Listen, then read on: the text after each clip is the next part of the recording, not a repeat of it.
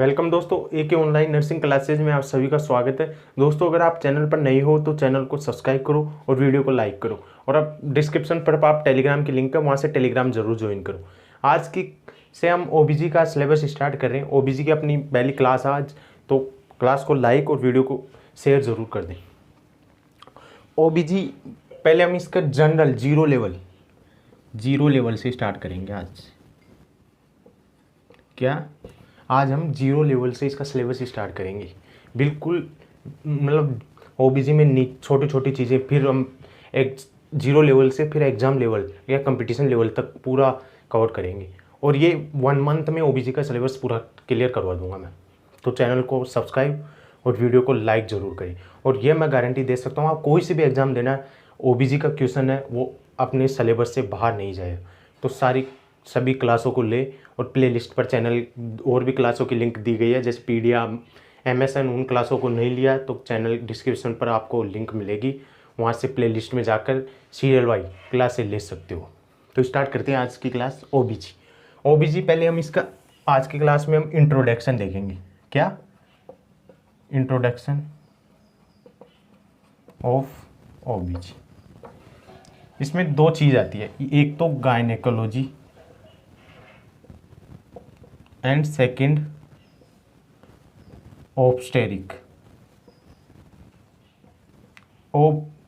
And gynaecology, 2 चीज़ है।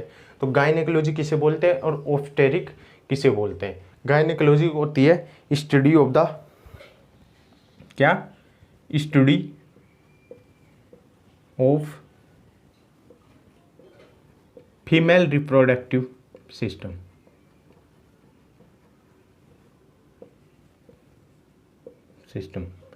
Female reproductive system की स्टडी होती है, उसको तो हम बोलते हैं गायनेकोलॉजी।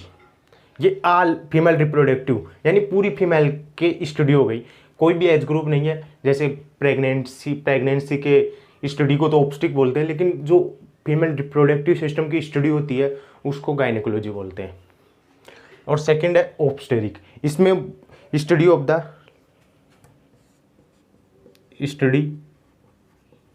Related of pregnancy. ये स्पेसिफिक है, यानी इसमें प्रेग्नेंट लेडी की स्टडी की जाती है। प्रेगनेंसी और उससे रिलेटेड डिसऑर्डर होते हैं, उनकी स्टडी करने को बोलते हैं obstetric. Pregnancy and its disorder, तो दोनों टर्म आप ध्यान रखो। Gynaecology study of the related of the female reproductive system, तो इसमें तो आ जाएगी all age female, all age group female, ठीक है ना। और ऑब्स्टेरिक में क्या आ जाएगी?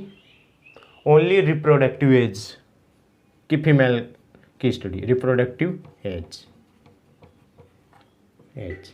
और रिप्रोडक्टिव एज कौन सी होती है? 15 to 42, जब एमसी स्टार्ट होती है और एमसी एंड होती है। 52 या 15 to 45, 15 से 45 ईयर्स। तो 2 टर्म थी ओबीजी, ऑब्स्टेरिक एंड गायनेकोलॉजी। ऑब्स्टेरिक में हमने देखा प्रेगनेंसी की स्टडी, ये नीचे से ऐसे दिख रहा है आपको, ठीक है ना। थोड़ा ब्राइटनेस बढ़ा देता हूँ मैं,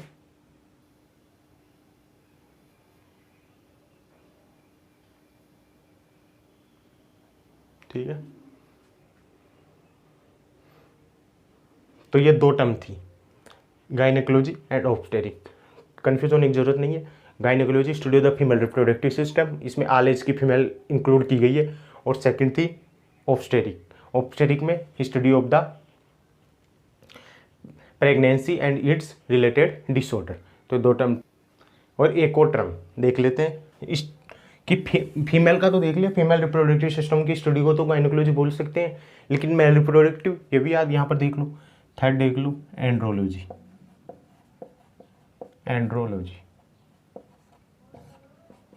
study of male reproductive system.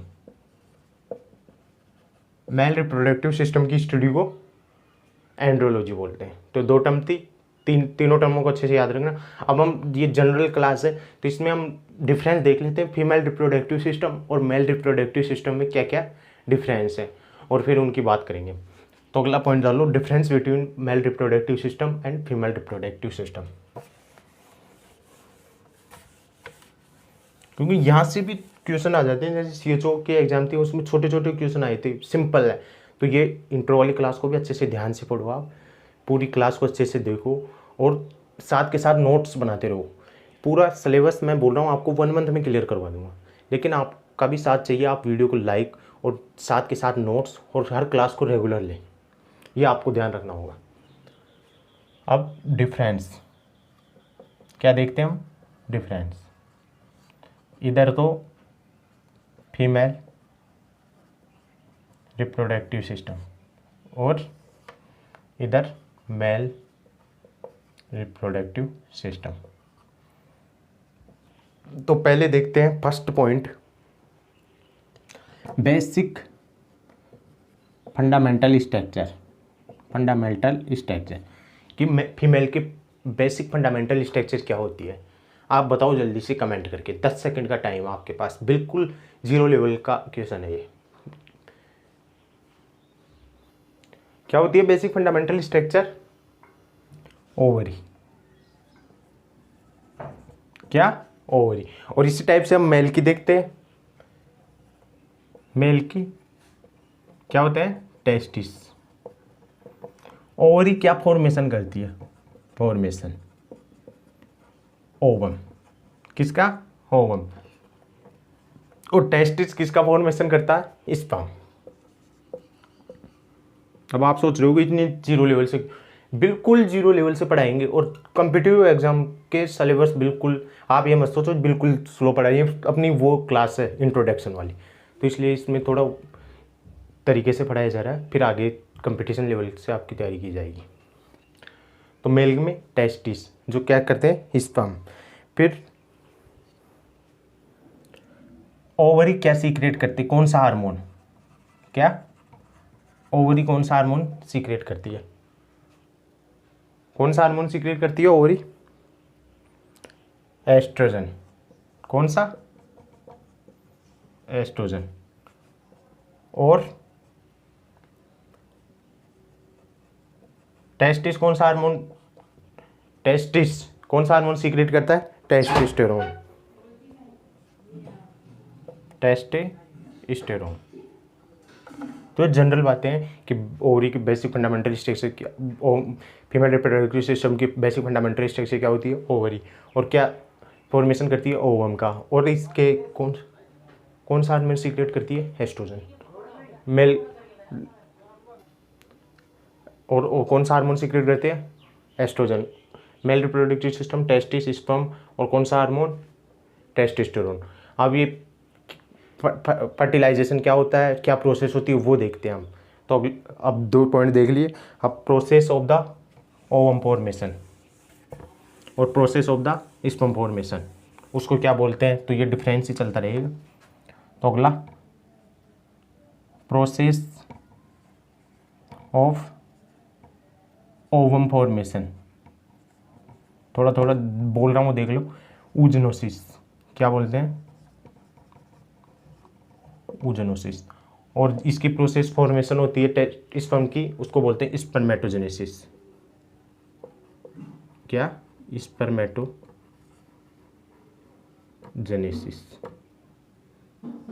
ऊजनोसिस ovum के फॉर्मेशन की प्रोसेस होती है और स्पर्मेटोजेनेसिस स्पर्म के फॉर्मेशन। तो ऊजनोसिस में 23 क्रोमोसोम, 23 यानी हैप्लॉइड है ये, हैप्लॉइड सेल। और स्पर्मेटोजेनेसिस में ये भी 23 क्रोमोसोम और ये भी हैप्लॉइड। ये दोनों ऊजनोसिस में ओवम और इसमें क्या? ओवम और स्पर्मेटोजेनेसिस में स्पर्म, ये दोनों मिलके क्या बनाते हैं? जाइगोट। और इस प्रोसेस को क्या बोलते हैं? फर्टिलाइजेशन।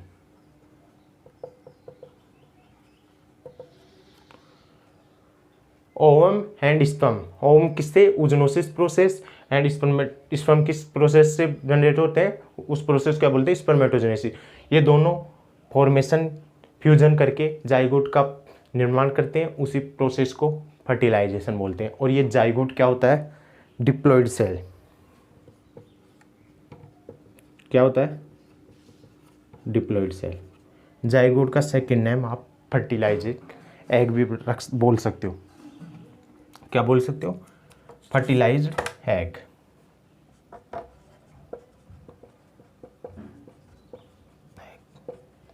तो कुछ जनरल बातें थी जो हमने देखा इसमें। पहले हमने देखा कि ओवम, बेसिक फंडामेंटल स्ट्रक्चर क्या होती है फीमेल रिप्रोडक्टिव सिस्टम की। ओवम ओवरी क्या फॉर्मेशन करती है? ओवम का। और जो हार्मोन्स कौन सा सीक्रेट होता है फीमेल रिप्रोडक्टिव सिस्टम या ओवम के ओवरी में? एस्ट्रोजन। फिर ऐसे ही हमने मेल का देखा। फिर वो प्रोसेस जो फर्टिलाइजेशन की जो प्रोसेस थी उसमें देखा कि oogenesis, ओवम के फॉर्मेशन को तो oogenesis बोलते हैं और स्पर्म के फॉर्मेशन को स्पर्मेटोजेनेसिस। और ये oogenesis में ओवम क्या होते हैं? 23 क्रोमोसोम हैप्लॉइड सेल होती है और ये भी हैप्लॉइड सेल होती है, स्पर्म भी। ये दोनों फ्यूजन करते हैं, फ्यूजन करके जाइगोट का निर्माण करते हैं, जिसको जो डिप्लॉइड सेल होता है, और उसको फर्टिलाइज्ड एग भी बोलते हैं। तो ये डिफरेंस चल रहा है। अगला पॉइंट देख लेते हैं इसमें कि ओवम की साइज कितनी होती है और स्पर्म की साइज कितनी होती है। 4th नंबर,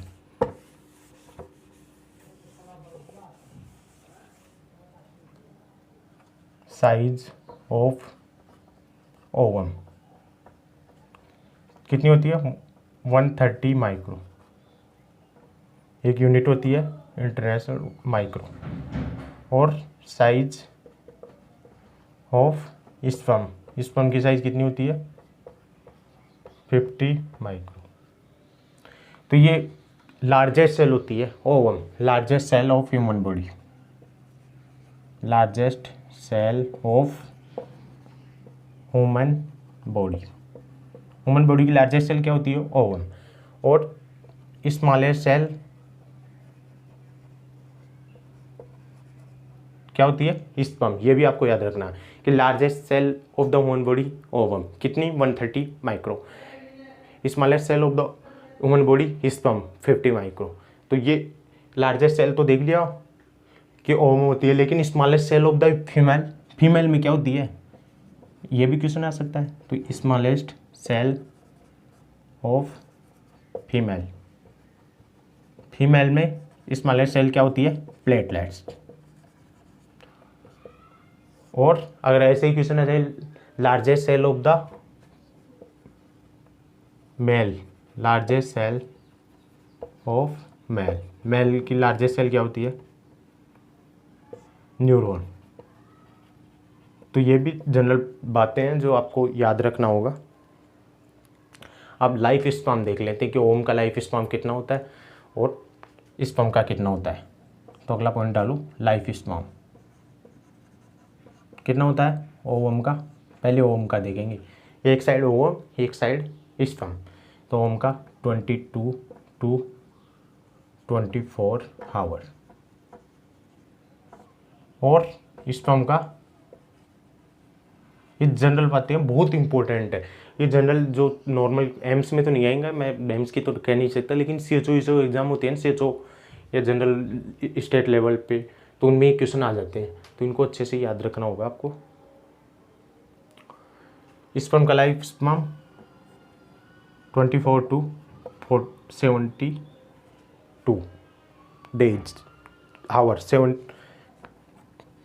2 से 3 दिन या 48 to 72 आवर। अब एक और बात है इम्पोर्टेंट कि फॉर्मेशन या ओवम का फॉर्मेशन होने में कितना टाइम लगता है और स्पर्म के फॉर्मेशन में कितना टाइम लगता है। तो ओवम फॉर्मेशन में यहाँ पर लिख देता हूँ मैं, अगला पॉइंट, ओवम फॉर्मेशन कितना? 6 to 8 डेज और स्पर्म के फॉर्मेशन में 61 डेज लगते हैं, 61 डेज। तो देख लो स्पर्म के फॉर्मेशन में कितना टाइम लगता है। बॉयज देखने वो देख लो, अच्छे से समझ जाओ। स्पर्म के फॉर्मेशन में 61 डेज लगते हैं और ओवम के फॉर्मेशन में 6 to 8 डेज लगते हैं। तो ये जनरल बातें थी, डिफरेंस देख लिया हमने। डिफरेंस में सारी बातें देख लिया, जो जो क्वेश्चन जो पुटअप हो सकते हैं और जो इम्पोर्टेंट थी। और ये अपनी जनरल इंट्रोडक्शन वाली क्लास थी ओबीजी की। अगर चैनल को अभी तक सब्सक्राइब नहीं किया, चैनल को सब्सक्राइब करो और वीडियो को लाइक ज़रूर करें। धन्यवाद।